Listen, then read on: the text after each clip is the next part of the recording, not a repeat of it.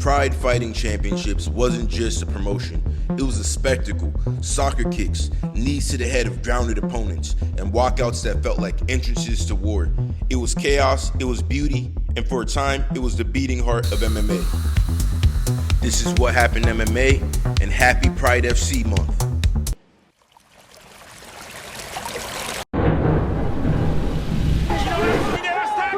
やっぱり肋骨折れてますね。本人から言ってきてます。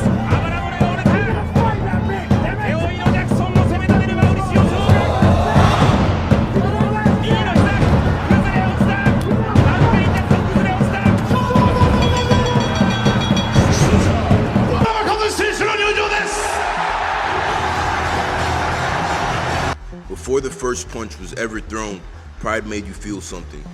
Fighters walked out to orchestras, fireworks, and anime-style lighting. It felt like pro wrestling, but real. Kazushi Sakuraba entered with a mask. Rampage Janshin busted through a paper wall. It was entertainment fused with intimidation. You remembered these entrances, unlike the UFC today. Pride was all about entertainment and finding out who's the best fighter. It was like a real-life anime. And that made it must-see TV. Because it was a real-life movie. The fights were real, for the most part. And they were epic. People were getting slammed on their head. People were getting knocked out. People were getting choked out. Arms were breaking. And you would see your favorite fighter come back and overcome adversity. No elbows? Sure. But soccer kicks, stomps to the head, knees to the downed opponent, all legal. Pride rules were built for chaos. It favored finishers, the savages, the warriors who didn't play it safe. He's gonna go. He's gotta get out. Try it. Oh, Dan, I told you, he picked him up and slammed him to the ground. Pride had legendary fights, legendary super fights. It had guys like Rampage, Shogun Rua, Fedor, Lil Nog. The list goes on and on and on. And they would match all these guys up, regardless of the weight class. Sometimes you'd have Fedor fighting a guy who's 300 pounds.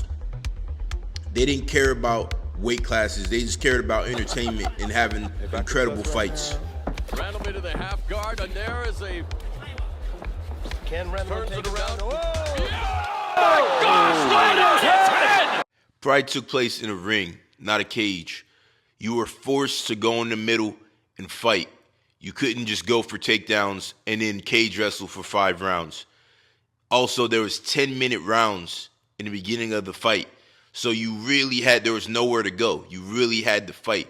This caused exciting, action-packed fights because nobody wants to sit there and fight for a 10-minute round. You're going to try to finish the fight as quick as possible.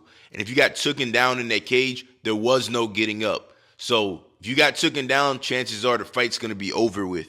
And Emelianenko Good job, with the man. Kimura. Look at the suplex here. Right on his head. Unbelievable suplex lands right on his head. Oh, that's Rampage style. Man, I never did anything like that. See what he does here. He's going to make the reverse figure 4, putting his arms down, going underneath, grab the wrist, and that's it.